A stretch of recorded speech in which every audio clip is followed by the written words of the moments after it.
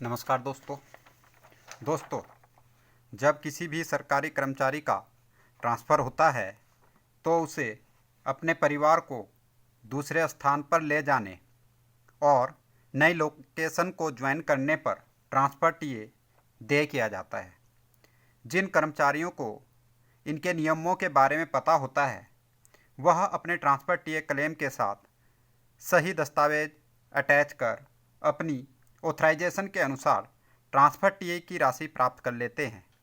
एवं जिन कर्मचारियों को इनके नियमों के बारे में पूरी नॉलेज नहीं होती है वह ट्रांसफ़र टीए क्लेम अपने ऑथराइजेशन के अनुसार क्लेम नहीं कर पाते और ट्रांसफ़र टीए क्लेम के साथ अधूरे दस्तावेज अटैच कर देते हैं, जिसके कारण उनके ट्रांसफ़र टीए क्लेम की ऑडिट के दौरान रिकवरी होने की भी संभावना बनी रहती है।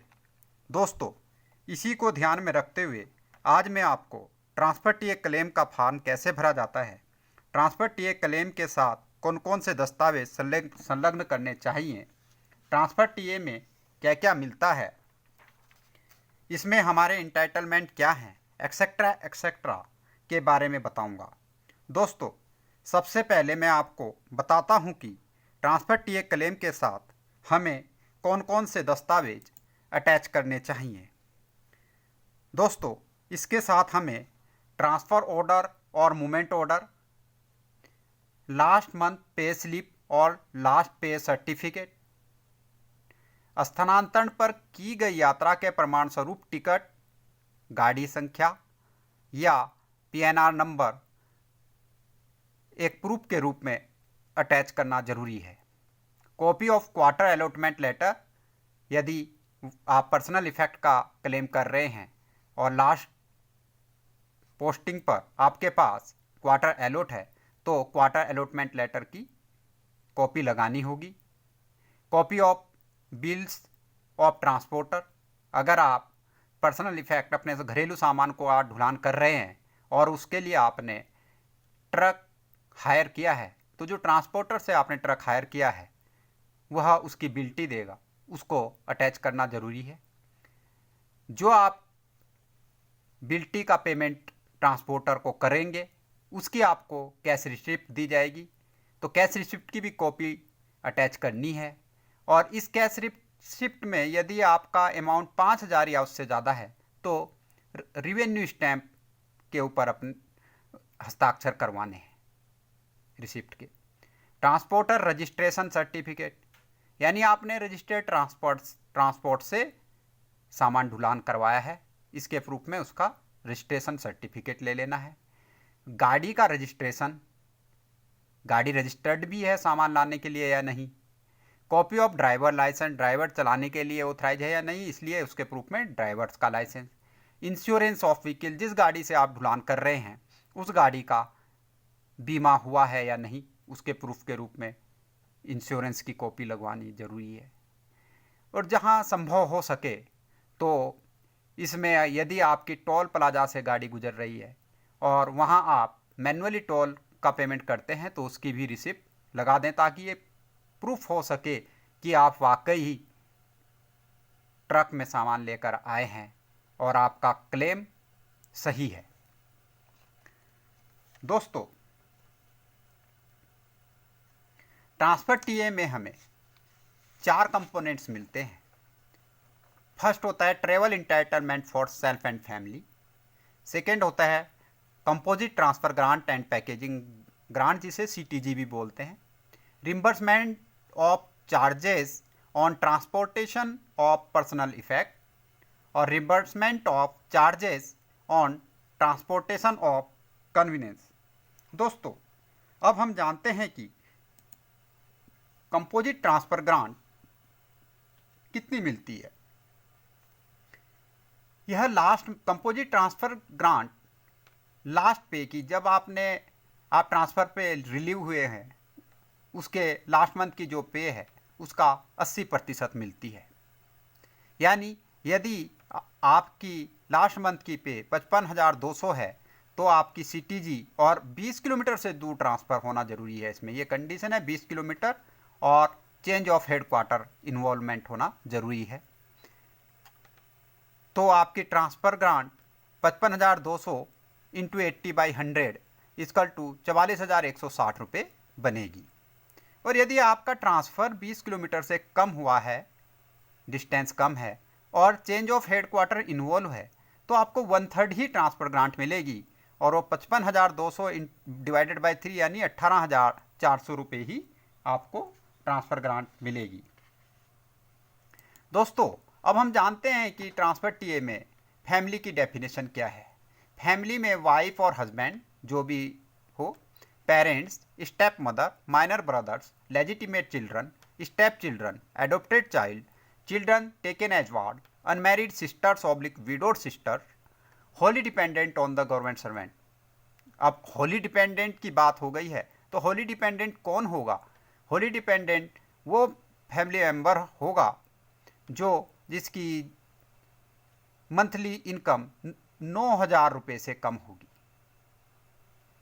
होली डिपेंडेंट की फॉर्म में जो डेफिनेशन है उसमें फैमिली यानी स्पाउस इन्वॉल्व नहीं होता है। स्पाउस को छोड़ के सभी फैमिली मेंबर्स की होली डिपेंडेंट के लिए डेफिनेशन में उनकी मंथली इनकम 9,000 रुपये से कम होनी चाहिए। दोस्तों, अब हम जानते हैं कि हमें पर्सनल इफेक्ट जो हम घरेलू सामान ढुलान करेंगे उसके लिए हमारे इंटाइटलमेंट क्या है। यदि लेवल 4 और उससे नीचे के कर्मचारी हैं तो उनको 1500 किलोग्राम सामान ढुलान के लिए वो ऑथराइज हैं और 15 रुपये पर किलोमीटर के हिसाब से उन्हें ढुलान का भाड़ा मिलता है। लेवल 5 के अगर कर्मचारी हैं उनको 3,000 रुपये ऑथराइजेशन है और 25 रुपये पर किलोमीटर के हिसाब से मिलता है।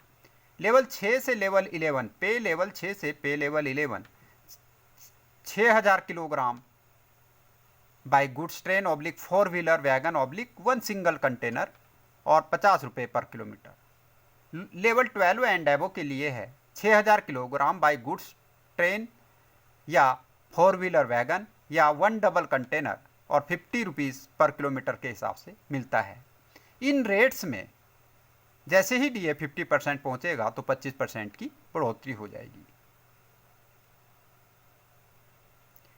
अब अगर कन्वीनियंस ला रहे हैं आप गाड़ी, कार, मोटरसाइकिल, तो उसमें लेवल 5 और नीचे के लिए एक मोटरसाइकिल आप ला सकते हैं और 6 एंड एबो एक मोटर कार और 1 मोटरसाइकिल और 1 स्कूटर ला सकता है। अब हम जानते हैं कि हमें माइलेज अलाउंस के लिए क्या इंटाइटलमेंट है।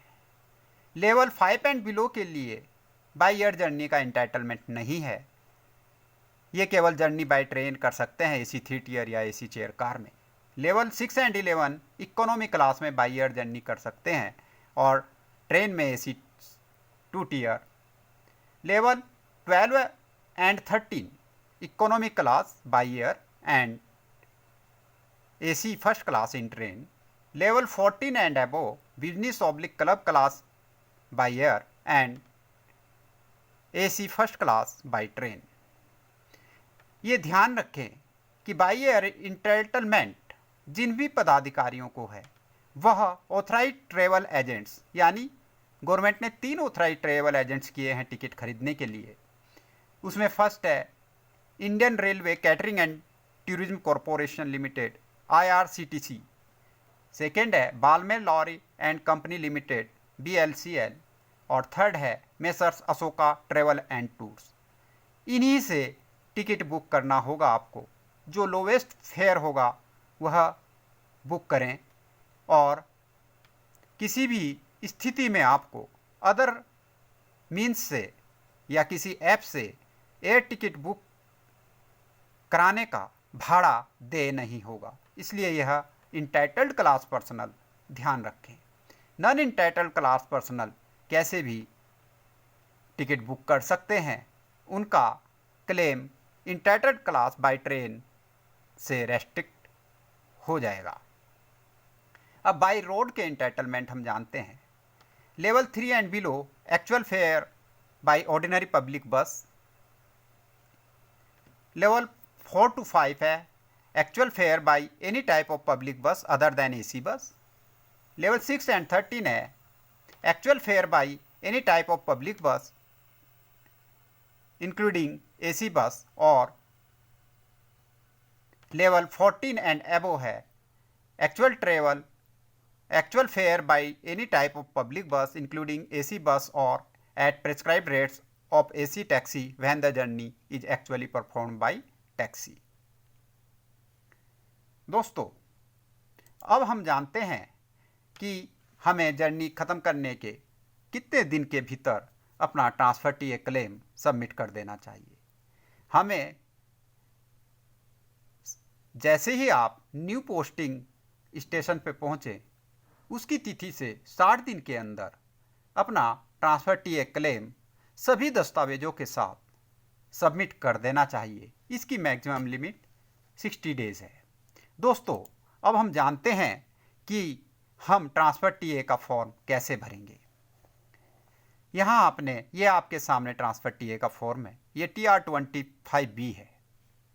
इसमें आपने फर्स्ट नंबर में अपना बैंक का डिटेल भर देनी है ताकि यह सुनिश्चित हो सके कि आपका ट्रांसफ़र टीए का जो पैसा है वह आपके अकाउंट में जाए। उसके लिए आप यहाँ अपना सेविंग बैंक अकाउंट नंबर कहीं भी मेंशन कर दें।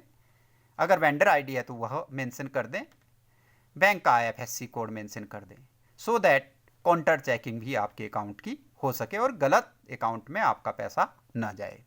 यहाँ आपने अपना नाम लिखना है और अगर डिफेंस पर्सनल हैं और उनके रेजिमेंटल नंबर हैं तो नाम के बाद रेजिमेंटल नंबर भी लिख दें। यहाँ आपने अपना डिजिग्नेशन लिखना है। यहाँ लिखना है स्थानांतरण के समय वेतन। यहाँ आपका बेसिक पे इन पे लेवल क्या था वह लिखना है। यहाँ आपने ओल्ड हेडक्वार्टर लिखना है। यहाँ न्यू हेडक्वार्टर लिखना है। Old headquarter, new headquarter. यहाँ ओल्ड रेजिडेंशियल का एड्रेस लिखना है। यहाँ न्यू रेजिडेंशियल एड्रेस का पता लिखना है। अब आपने फैमिली मेम्बर्स जो आपके साथ जर्नी करेंगे उनकी डिटेल यहाँ भरनी है। इसमें नेम, एज और आपसे क्या रिलेशनशिप है उसकी। उसके बाद जो आपने यात्राएं की हैं इस 7 नंबर में उसकी डिटेल भरी जाएगी। यहाँ डेट एंड टाइम भरना है, कहाँ से कहाँ आपने यात्रा की है। यहाँ आएगा मोड ऑफ ट्रेवल क्या था आपका, किस तरह से यात्रा की, सिविल बस से की, बाय एयर की या बाय ट्रेन की, वो लिखनी है। यहाँ कितने फेयर्स थे, 4 आदमी ने की, 2 ने की, 1 ने करी, जितने भी फेयर्स थे वो लिखने हैं और आपने फेयर कितना पेड किया है और डिस्टेंस उसका कितना है, बाई रोड डिस्टेंस कितना था। ये भरने के उपरांत आपने यहाँ पर्सनल इफेक्ट का जो आएगा, जो आपने घरेलू सामान ढुलान किया है उसका विवरण भरना है। उसमें डेट लिखनी है कि किस डेट को आपने ट्रक हायर किया, मोड क्या था, सिविल ट्रक था क्या था, कहाँ से कहाँ किया ये लिखना है, वेट कितना था उसका अप्रोक्स, और इसको क्या पेड आपने किया है, रेट क्या था और पेड क्या किया, इसको यहाँ टोटल लिख देना है।